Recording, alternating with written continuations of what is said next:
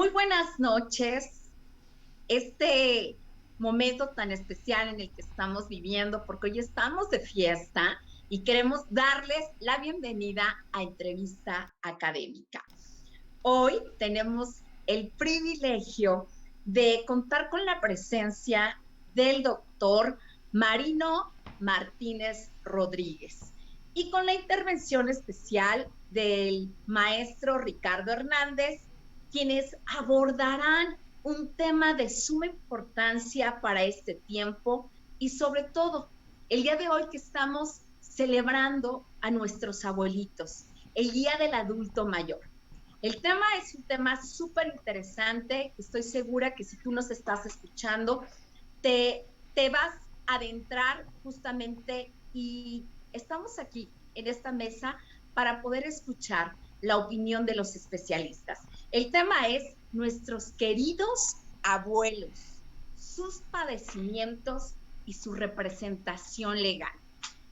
Es tan impresionante como una mujer hace años, Emma Godoy, pionera aquí en México del cuidado y la dignificación de la vejez, marcó la diferencia en esta área. Y ella nos comenta en una frase maravillosa que la ancianidad debe de ser maestra, consejera y guía. De ahí que vemos la gran responsabilidad de poder cuidar Claro. y atender a nuestros abuelitos. Bueno, sin más preámbulo, quiero presentar y hacer mención de la formación académica del doctor Marino Martínez Rodríguez, quien el día de hoy tenemos la honra de poder estar con él. Él es médico cirujano por la Anáhuac, Facultad de Ciencias de la Salud. Cuenta con una especialidad en geriatría por el Instituto Mexicano del Seguro Social, Centro Médico Nacional La Raza, Unidad Médica de Alta Especialidad, Universidad Autónoma de México. Doctor, bienvenido una vez más.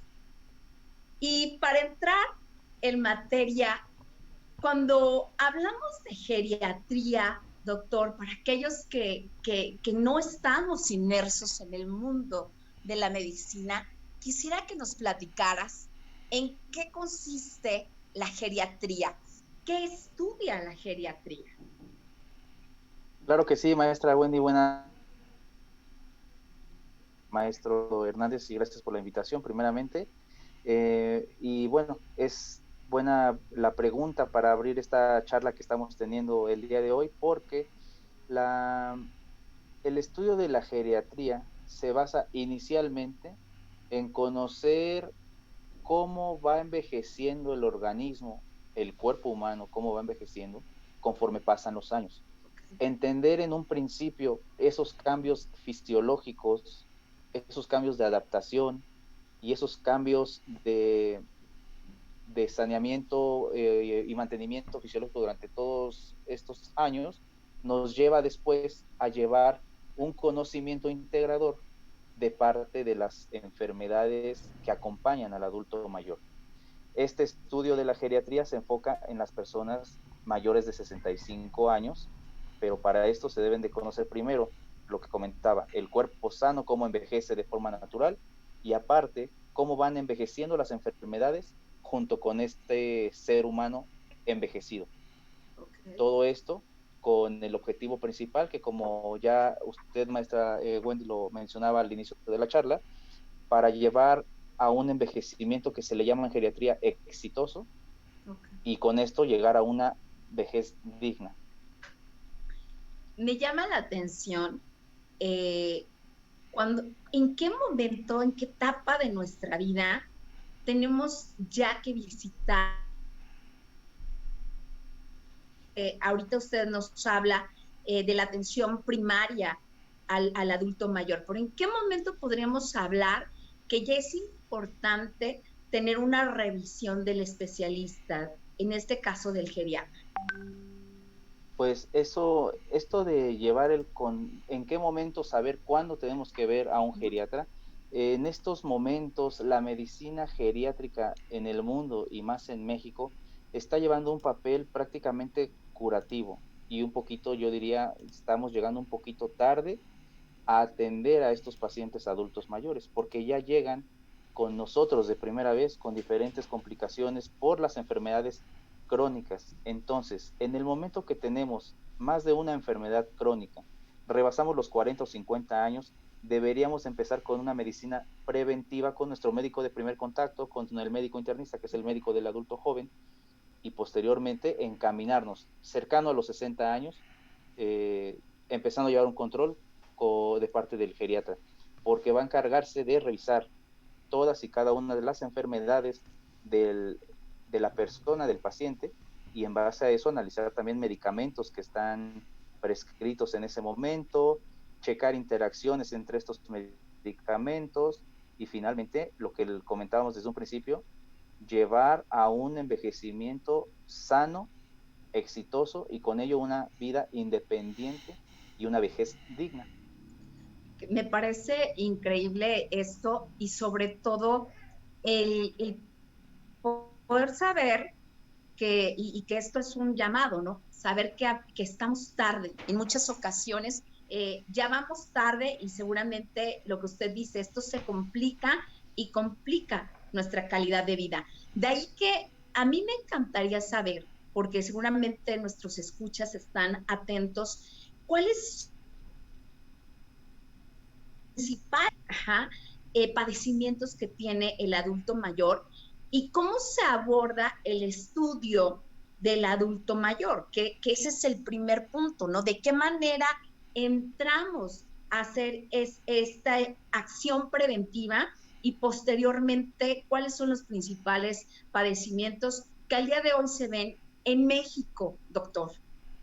Así es, pues empezando con la gran herramienta de la geriatría al iniciar un estudio del paciente es mediante un documento que se llama la valoración geriátrica integral, que como su nombre lo dice, es in integrar todas las enfermedades que tiene el paciente, que ya van incluso, eso es cierto, van incluidas en lo que es una historia clínica que nos enseñan desde que salimos de la carrera como médicos generales, médicos cirujanos, y que practican cada especialidad puntualmente con diferentes especificaciones.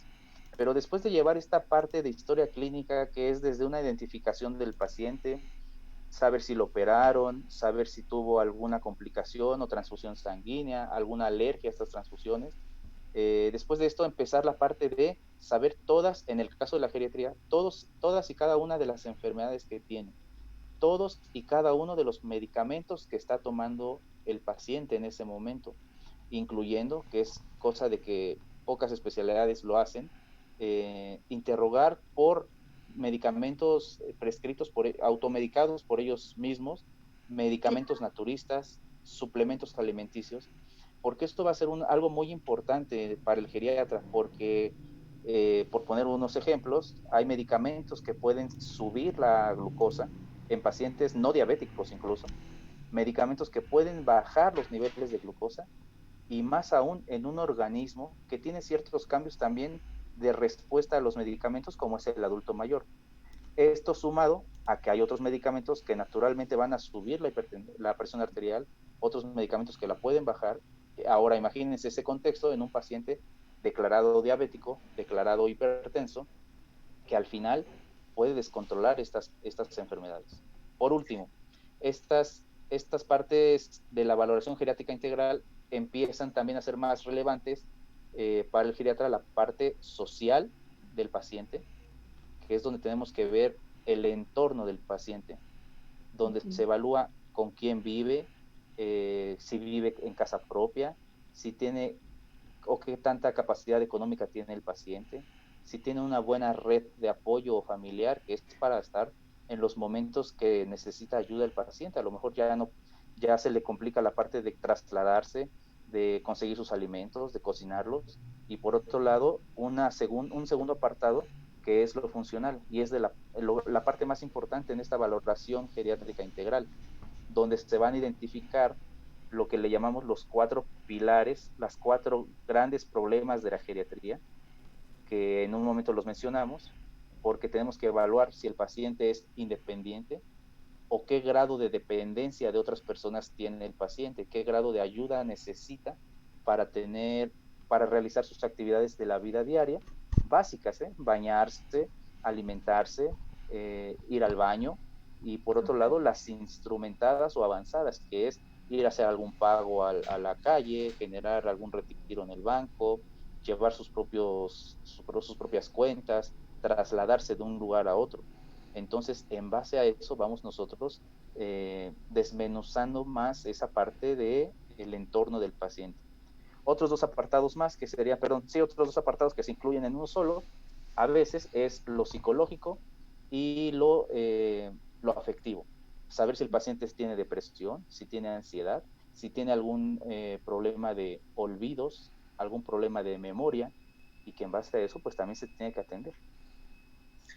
Pues lo que nos menciona, maestro Ricardo, el doctor Martínez, justamente puedo ver que son diferentes factores que juegan al llegar a esta edad en donde nos convertimos en adultos mayores, y sobre todo que me parece algo muy interesante, cómo afecta el entorno social para el adulto mayor, que finalmente, doctor, creo que es ahí el punto en donde debemos de empezar a aprender y a desaprender, porque obviamente todos estamos seguros que a medida que va pasando los años, pues vamos para ese rumbo, ¿no?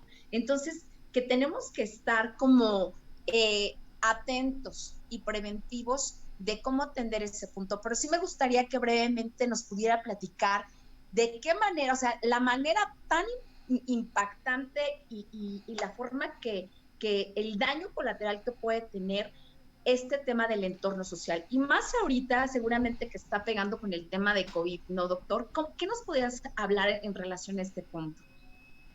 Sí, claro, ya para iniciar esta última opinión respecto a su pregunta, es de que en base a la evaluación geriátrica integral se abordarán diferentes temas para identificar lo que decíamos, los cuatro grandes problemas. Hay más en geriatría, pero lo que termina avisando en que hay algún problema en el adulto mayor son principalmente caídas, problemas de memoria, incontinencia urinaria y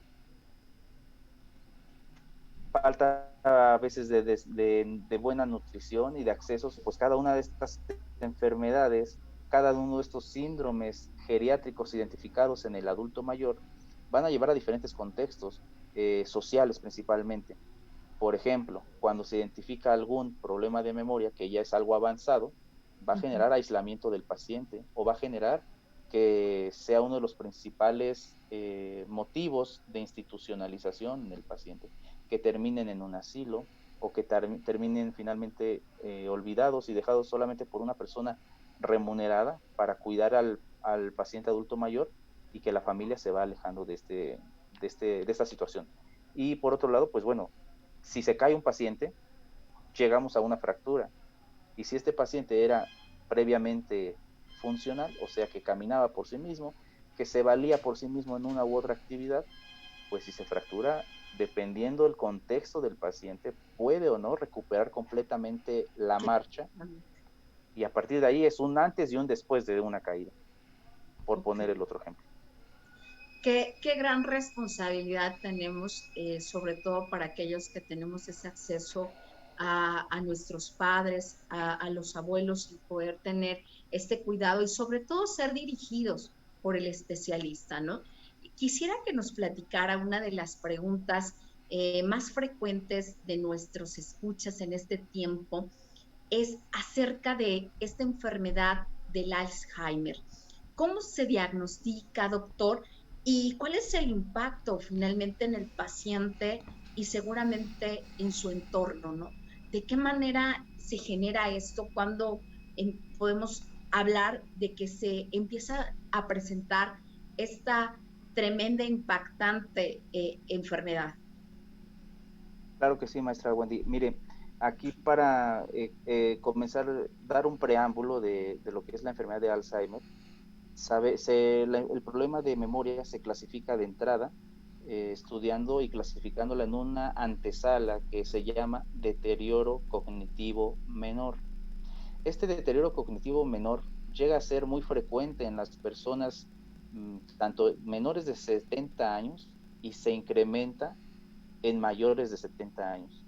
¿Qué es este deterioro cognitivo menor, deterioro cognitivo menor? Ok. Es un problema de memoria que se va haciendo cada vez más evidente para desempeñar ciertas tareas o múltiples tareas de la vida diaria que ameritan más atención, más enfoque y concentración. Entonces, partiendo de este punto, es el deterioro cognitivo menor se llega a identificar hasta en un 20 o 30% de la población mayor de 70 años y que de todos estos pacientes identificados, 15% van a evolucionar a un deterioro cognitivo mayor, antes llamado demencia. Actualmente se está utilizando los dos términos de forma indistinta, pero es más correcto en el área de la geriatría llamarle deterioro cognitivo mayor o Ok. la demencia como comúnmente conocemos. En este punto en la demencia hay diferentes tipos de demencia o diferentes tipos de deterioro cognitivo mayor. Uno de ellos, el principal y el más, uno de los prevalentes en México es el Alzheimer. Esta enfermedad de Alzheimer se basa principalmente en una pérdida de memoria de eventos recientes principalmente, y Ujú. conforme va avanzando la enfermedad, va perdiendo la persona independencia y capacidad para llevar una vida normal o independiente en sociedad. Esto nos va a llevar definitivamente a un impacto social y económico en la familia y en el mismo paciente, porque es evidente que va a llegar a un punto en el que no puede llevar finanzas, en el que va a ser hasta cierto punto o ser una carga para el paciente, para la familia, perdón, y es ahí Ujú. donde también entramos en un ámbito legal que, bueno, ya el maestro nos hablará más al respecto, pero los grandes impactos en esta enfermedad del Alzheimer es que puede haber abandono, y como lo mencionaba antes, es una de las principales causas de institucionalización en el paciente, que terminen en asilos, en casas de días, en casas de reposo, que se les llama también, y por otro lado, el abandono de la familia. En el mejor de los casos, claro que también los hay, familias que son unidas, que se dedican al cuidado del paciente, que se organizan para llevar ciertos cuidados, le remuneran a una persona capacitada o puede ser no capacitada como apoyo a los cuidados que debe tener, que son muchos en una persona con Alzheimer. Y podríamos hablar que a través de estos cuidados, seguramente dirigidos a través de un especialista como usted, podemos tener una calidad de vida con el paciente de Alzheimer que vale la pena, sobre todo, hacer conciencia. Realmente ahorita se abren distintas aristas en relación a ese tema y yo creo que es mucho tema de conciencia, pero realmente puede tener ante estos cuidados y ante una dirección médica controlada una buena calidad de vida el paciente de Alzheimer, doctor. Claro que sí. Aquí lo principal es, o el principal problema que identificamos como geriatras al tratar pacientes con deterioro cognitivo mayor, en este caso hablando del Alzheimer, es que las personas no están completamente informadas al respecto. Hablemos de la familia principalmente. Claro, Como no claro. están informadas debidamente, se les hace un problema enorme, parecieran que están en el hoyo, que no hay más solución al respecto, pero cuando se acercan con nosotros, cuando empezamos a platicarle cómo es la enfermedad, las posibles complicaciones a nivel de la conducta que puede haber y cómo nosotros podemos modificarlo y ayudar a que se enlentezca un poco la evolución de la enfermedad, que sea venidera y llevar esa enfermedad junto con la familia, las personas, la misma familia, cambia la visión, cambia su estado incluso anímico y se ven más optimistas al estar llevando y teniendo al lado una persona con enfermedad de Alzheimer. Porque si hay Alzheimer, realmente no se acaba el mundo. Se pueden llevar buenos manejos en estos pacientes para que lleven, como lo decíamos en un principio, una vida digna, y en algún momento Claro. empezar a hablar de pues también la muerte digna, ¿no? Pero en este caso es llevar un paciente sin dolor, con adecuada red de apoyo, con el adecuado apoyo de la familia y que no caiga en el abandono, que también eso es muy triste y es una realidad también que sucede mucho en México. Me Wendy, parece Wendy, interesante sobre todo, si, si me, dígame, si me permite, maestro, perdón, si me permite hacerle una pregunta al doctor, claro, claro, por supuesto, porque esto está bien El interesante, Alzheimer adelante, maestro. es una enfermedad tremenda, ¿no? Pero ¿pudiéramos hablar de grados de la enfermedad, doctor? O cómo se clasifica médicamente? Porque obviamente usted ya lo dijo que la parte legal tiene mucho que ver y definitivamente, pues a mí me gustaría que nos dijera, para el tema que vamos a abordar después, cómo puedo medir el deterioro. Es decir, o está enfermo o no está enfermo o es un grado. Así es, maestro Ricardo. Mire, aquí de entrada es cuando se hace el diagnóstico por el especialista, se realiza mediante una batería de pruebas psicoafectivas que están validadas a nivel internacional, donde hay demostración de evidencia científica que respaldan estos resultados. Hay pruebas, por mencionar alguna, la prueba del Mini Mental, que es una Okay. prueba también desarrollada en Estados Unidos. La otra prueba es una prueba cognitiva de Montreal, así se le conoce, y otra serie de estudios validados por la Sociedad Europea de Geriatría y Gerontología, por la Sociedad Americana de Geriatría en Estados Unidos, y esto lleva a establecer un diagnóstico y después es establecer la afección en el paciente según el, el grado de la enfermedad. Hay, entre otras herramientas para clasificarlo, una herramienta que se llama herramienta GEDS o FAST, en estas etapas, que establece etapas en la enfermedad. Uno, una persona prácticamente sin ningún problema de memoria, y 7, una persona completamente afectada por la enfermedad de Alzheimer, en el que va perdiendo capacidades todas hasta llevar al paciente a estar en un estado de custodia, de depender completamente hasta para alimentarse, si es que conserva la parte la, de todavía deglutir o de alimentarse, de tener ese reflejo deglutorio. Ok, Ok, perfecto. me parece súper interesante.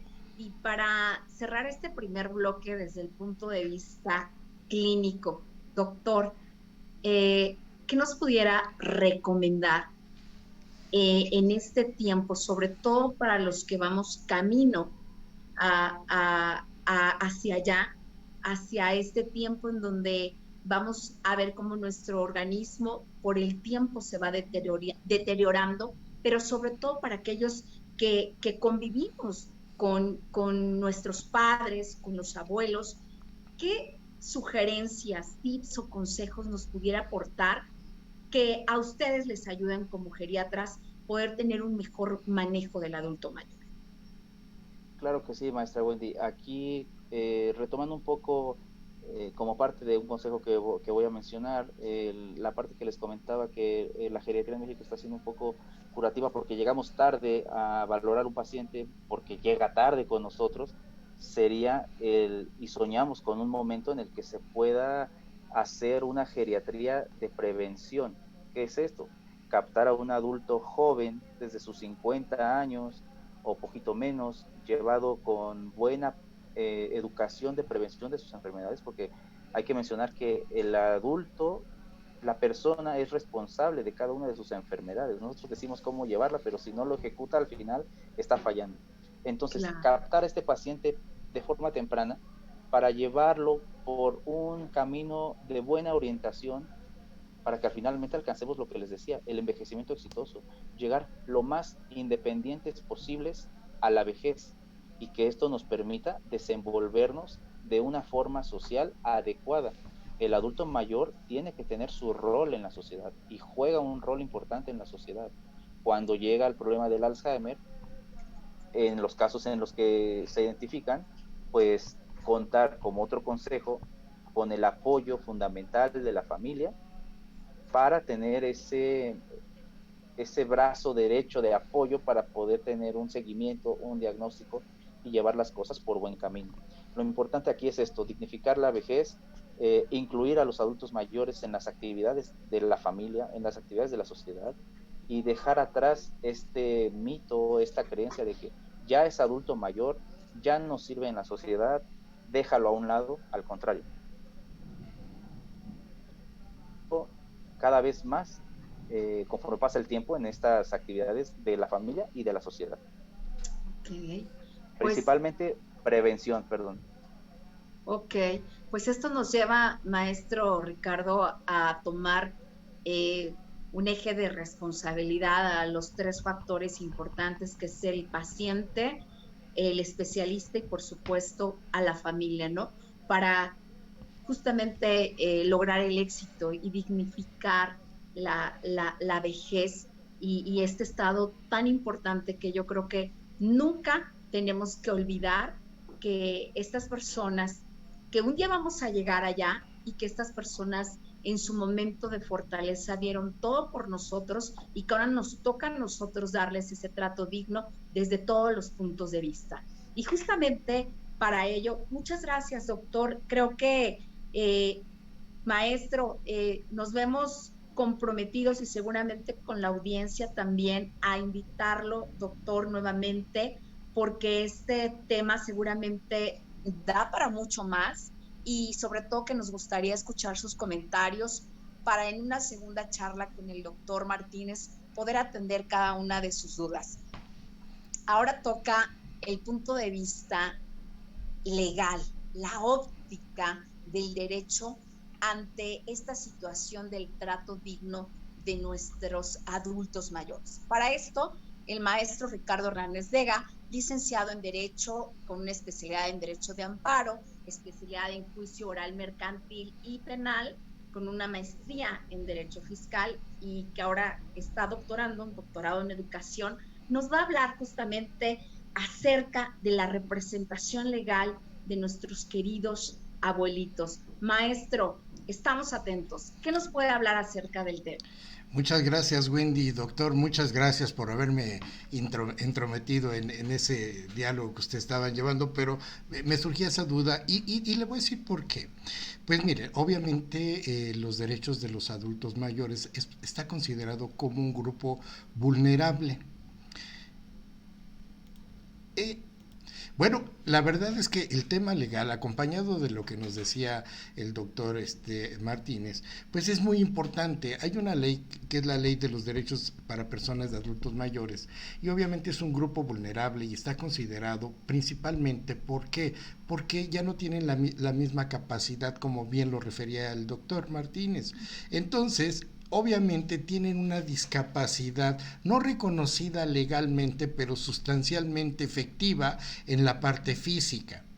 Porque una de las formas para reconocer la incapacidad de una persona que de acuerdo al artículo 25 del Código Civil establece quiénes son las personas capaces mayores de edad con plena conciencia, y aquí tenemos una desventaja progresiva. ¿Por qué? Fíjese que decía el doctor, y lo voy a tomar un poco, decía, van y hacen, cuando ya no tienen la capacidad de ir y sacar su dinero al banco, pues ¿qué creen? Ese es un problema que tenemos legalmente, porque existen muchos abusos, tanto por no lo quiero decir por las instituciones bancarias, pero lo que sí debemos de hacer es que ellos son vulnerables a robos, a fraudes, a una serie de cosas dentro de sus bienes, en este caso de su pequeña o gran pensión para ellos. Entonces se ven vulnerables. ¿Y qué sucede con los bancos? Los bancos, por ejemplo, dicen, bueno, es que tú firmaste un contrato de adhesión de medios electrónicos y todo lo que reconoces que haces con tu firma electrónica, lo hiciste tú. Pero aquí hay que considerar que si no le dan un contrato a un niño, ¿por qué? Porque no tiene la capacidad. También hay que entender que las capacidades de los adultos mayores se van mermando. ¿Y qué sucede entonces? Pues obviamente los señores pueden perder hasta su pensión, pueden perder su dinero, y si es poco, porque quiero darles un dato nada más para que ustedes consideren, son 13 millones de adultos mayores, es el 11% de la población en México, y de estas, el 52% gana un salario mínimo. el 47% recibe ayuda de la familia, el 43% de las mujeres mayores de 60 años, de acuerdo a la ley que así se consideran adultas mayores, ha sido víctima de abusos. Pero lo más alarmante es que mucha gente vive al día de esto. Entonces, y otro tanto del 83% de los que trabajan y reciben un día no tienen derechos a la salud.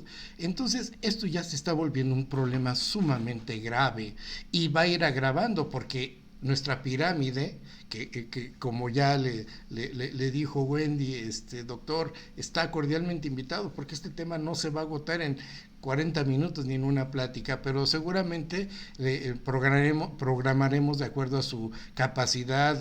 También sabemos que usted está ocupado, para ver que el otro día nos da una plática ya un poquito con temas específicos. Pero continuando con esto, déjenme decirles que existen derechos consagrados en la Constitución para los adultos mayores, como lo es el artículo 1. Ahora, su representación legal y su obligación legal también es de sus ascendentes y descendientes. Es decir, los hijos, a mí me ha tocado en muchas ocasiones que dicen: perdóname papá, perdóname mamá, tengo hijos y tengo mi familia, entonces ya no te puedo venir a ver. ¿Y qué sucede? Es una obligación legal. No es moral nada más, que vamos, para mí cuenta más la moral que la legal, pero deben de entender ellos que están obligados con sus padres, es una obligación. Y también tiene sanciones si no se maneja esto. Ahora, yo quiero platicar, porque también con cierta casuística nosotros podemos entender el criterio también de los jueces. Me ha tocado una ocasión que estaba un señor divorciándose y le dijo al juez: oiga, mire, yo puedo dar pensión a mis hijos, estoy de acuerdo, son mis hijos, pero es que también mantengo a mi mamá. Y entonces le dijo: a ver, enséñame su sentencia de su jurisdicción voluntaria y su sentencia de edicción de su mamá. Y entonces le dice: espérame, pero es que no necesito que me lo ordene un juez, es mi obligación moral. Y entonces la falta de valores nos va haciendo también que el sistema judicial actúe de esa forma, y que hay que esperar a que los padres demanden a los hijos. Entonces yo creo que sí existe una obligación moral para los hijos, también existe para los padres. La representación legal podemos hablar aquí de varios derechos, pero les voy a tocar uno. Dentro de la ley de adultos mayores hay un decálogo que podríamos tratar, que dice que tienen derecho a un trato digno y apropiado en cualquier procedimiento judicial. ¿Por qué menciono al Poder Judicial? Porque ellos son garantes de los derechos de todas las personas que viven en este país. ¿Y qué sucede con ellos? Sucede que no se convierten en garantes.